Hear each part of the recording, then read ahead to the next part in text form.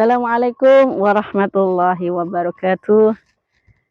Alhamdulillah, alhamdulillahirabbil alamin. Wa bihi nasta'inu ala umuri dunya waddin.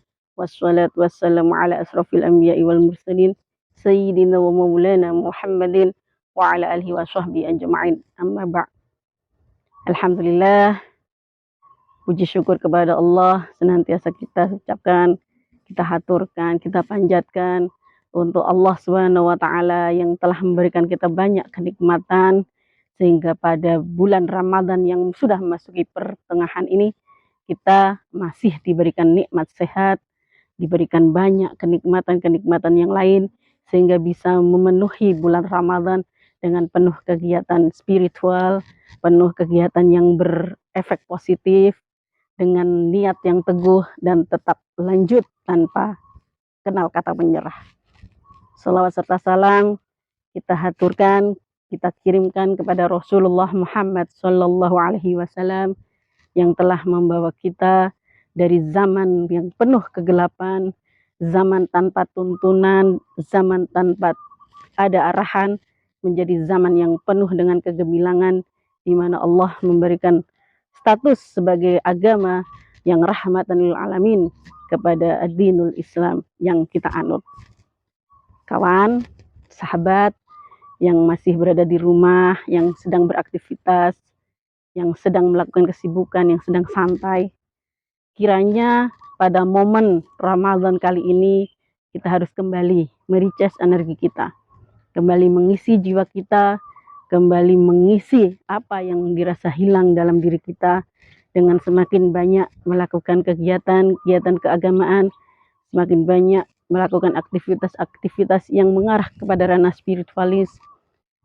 Karena dengan adanya kita merecharge energi, merecharge diri kita, jiwa ini akan menjadi semakin tangguh dalam menghadapi fenomena apapun yang terjadi belakangan. Termasuk kita harus kembali belajar bagaimana caranya ikhlas. Ikhlas, kita tahu, tidak semudah kita membalikkan telapak tangan.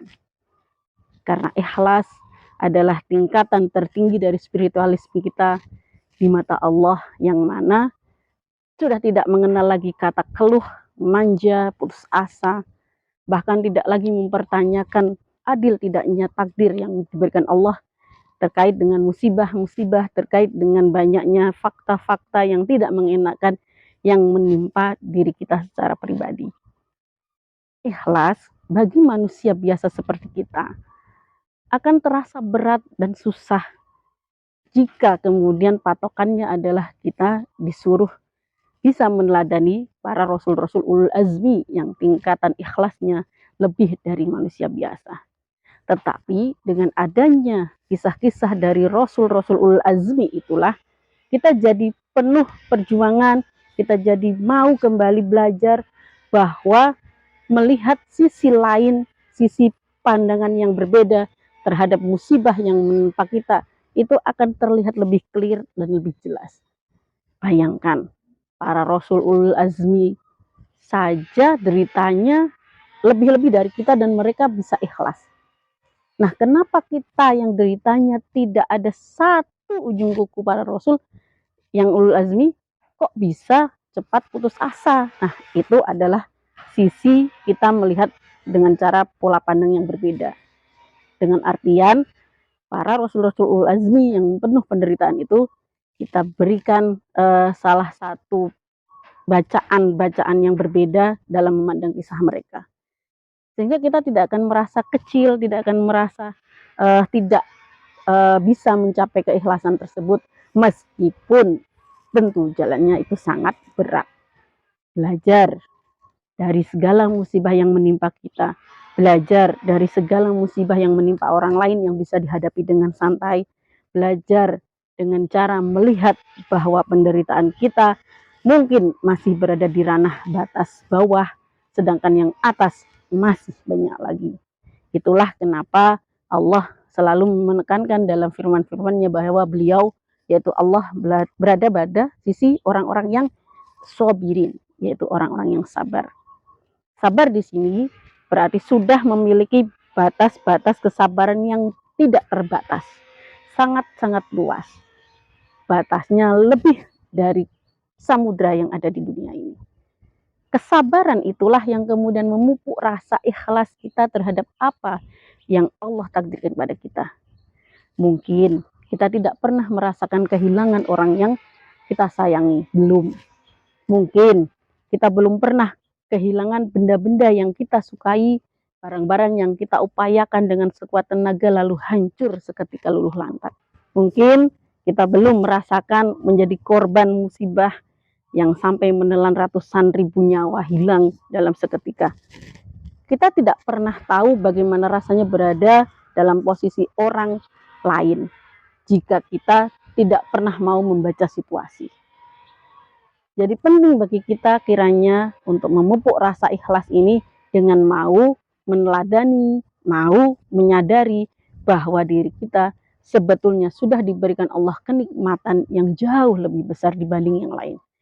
Kalau Gus Baha ngendikan, nggak usahlah membanding-bandingkan diri kita dengan kenikmatan orang. Nggak usah membanding-bandingkan musibah yang kita terima dengan musibah orang. Tidak perlu kita membanding-bandingkan apa yang Allah beri kepada kita dengan apa yang diberikan kepada orang lain. Itu tentu saja berbeda. Makanya Gus Baha bilang, kalau kita merasa takdir itu tidak adil, yang membuat kita kemudian putus asa, nggak ikhlas, tidak mau terima dan lain sebagainya, maka kita sudah mereduksi satu sifat dari Allah, yaitu Maha Pengasih dan Maha Penyayang. Padahal dengan kita bernafas saja, menurut Profesor Quraish Shihab, itu sudah merupakan nikmat Allah yang paling utama. Jadi kenapa kita mesti harus kembali mericas energi, mericas jiwa kita agar mulai memahami, perlahan-lahan belajar, bertahap mungkin ya, karena tidak semua orang bisa mencapai kenikmatannya, punya ikhlas yang melebihi batasan yang pernah dimiliki oleh orang-orang normal seperti kita. Itu semata Allah lah yang memberikan ridhonya. Maka tak usahlah berputus asa, yang namanya musibah itu pasti akan berlalu. Yang namanya musibah itu pasti akan berjalan sesuai track yang ditakdirkan oleh Allah. Jadi hidup manusia itu tidak melulu isinya musibah terus, juga tidak melulu nikmat terus, selalu berputar. Saat ini ada di bawah, nanti ada di atas, besoknya di tengah-tengah, atau kembali lagi ke posisi awal. Selalu seperti itu. Maka tak perlu berputus asa. Ikhlas terhadap musibah yang kita terima, ikhlas terhadap musibah yang mungkin telah kita capai dalam titik lelah kita, itu akan semakin mendekatkan kita kepada Allah Subhanahu wa Ta'ala. Karena Allah sendiri berfirman bahwa salah satu orang-orang yang akan beruntung dan akan mendapatkan tempat terbaik di sisi beliau nanti adalah mukhlisin, orang-orang yang mau untuk belajar ikhlas menerima takdir beliau. Tidak usah mempertanyakan kenapa, tidak usah mempertanyakan apa sebabnya. Yang penting ketika kita mendapatkan musibah, kita terima, kemudian kita reka diri kita sebagaimana mestinya kita menghadapi musibah itu. Mari kita lebih mendekatkan diri kepada Allah Subhanahu wa Ta'ala. Ingat, dalam setiap musibah yang rasanya pahit, nanti akan ada sesuatu yang rasanya manis di belakangnya. Itu saja yang harus kita yakini, itu saja yang harus kita pegang teguh, karena Allah itu benar-benar Maha Rahman dan Maha Rahim. Sekian, jika ada beberapa kata yang salah dari saya, itu murni karena kesalahan saya. Jika ada kelebihan, semuanya semata karena ridho Allah Subhanahu wa Ta'ala. Selamat berbuka puasa. Semoga dengan puasa Ramadan kali ini kita benar-benar belajar ikhlas, benar-benar belajar kembali menerima apa yang Allah takdirkan untuk kita, meskipun itu sulit, meskipun itu berat, tapi tidak ada kata yang tidak mungkin. Matur suwun atas atensinya, terima kasih atas perhatiannya. Akhirul kalam, wabillahi taufiq wa hidayah. Wassalamualaikum warahmatullahi wabarakatuh.